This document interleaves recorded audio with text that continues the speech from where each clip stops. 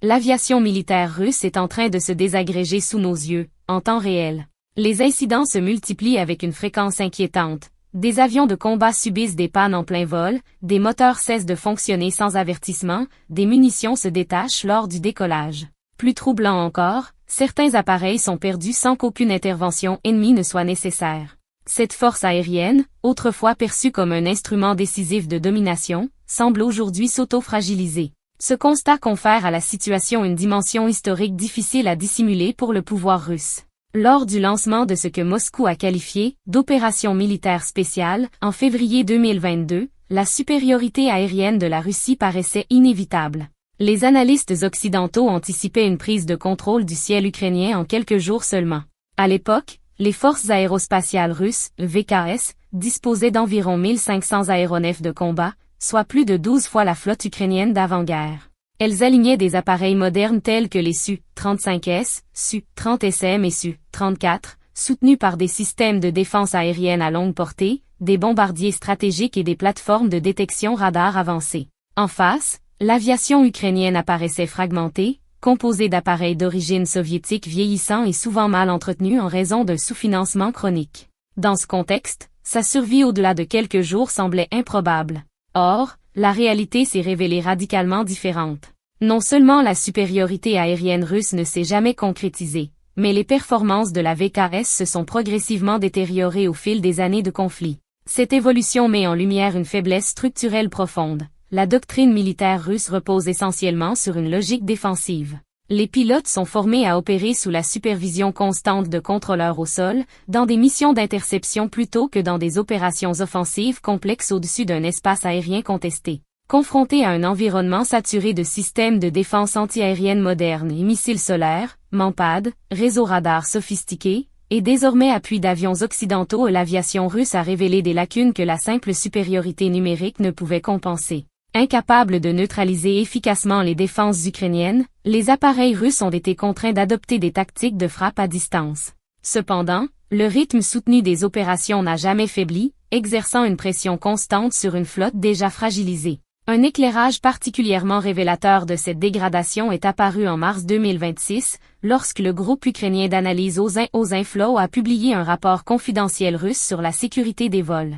Ce document couvre une période de 3 semaines, du 29 décembre 2025 au 18 janvier 2026. Bien que non reconnu officiellement par Moscou, il présente toutes les caractéristiques d'un rapport interne authentique. Fait notable, même la chaîne Telegram russe non officielle, Fighter Bombay, habituellement prompte à contester les affirmations ukrainiennes, n'a pas tenté d'en réfuter le contenu.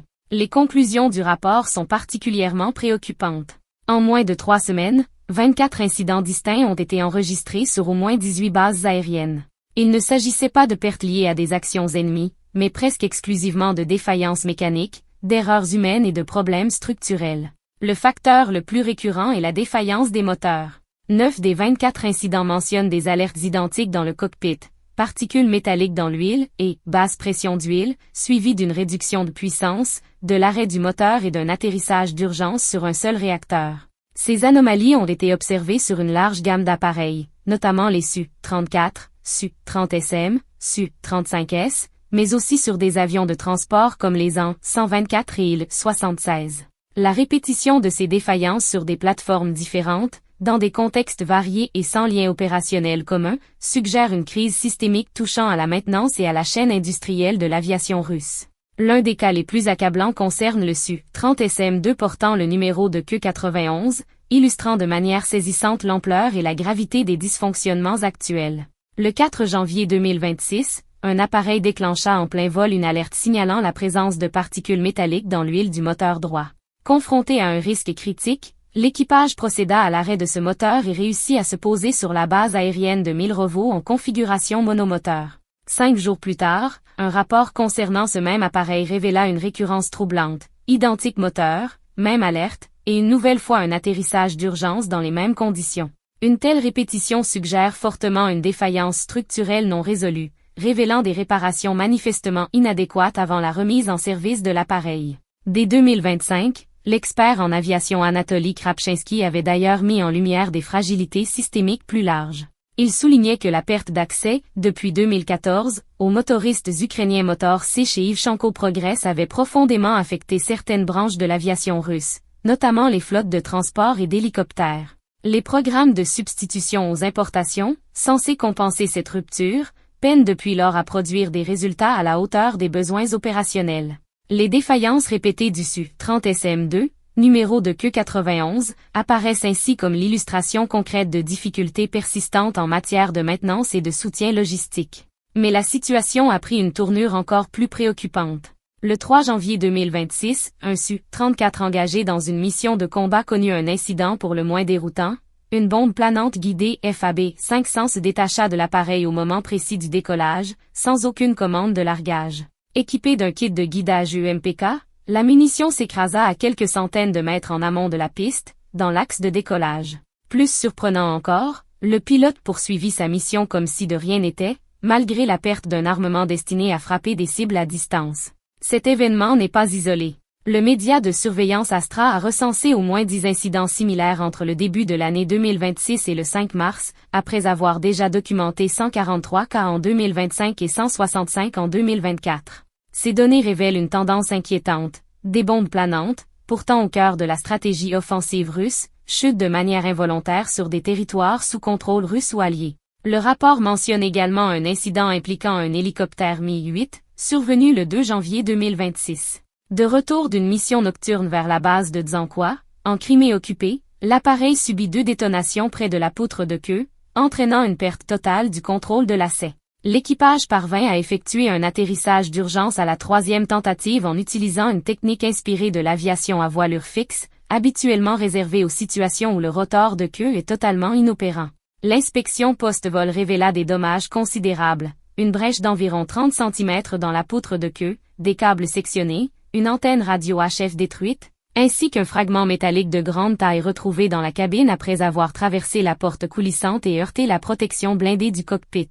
Selon l'analyse d'Ozinflow, ces dégâts correspondent davantage à l'impact d'un fragment issu d'un missile de défense antiaérienne russe qu'à un engagement direct avec des forces ukrainiennes. Autrement dit, l'hypothèse d'un tir fratricide ne peut être écartée. Cette éventualité est d'autant plus préoccupante que la Russie est généralement considérée comme disposant de systèmes de défense antiaérienne parmi les plus avancés au monde, fruit de décennies d'investissements destinés à rivaliser avec les technologies occidentales. Dans ce contexte, frapper ses propres aéronefs constitue un échec particulièrement révélateur. Au cours de la même période de 3 semaines étudiée par Ozinflow, de nombreux autres incidents ont été recensés.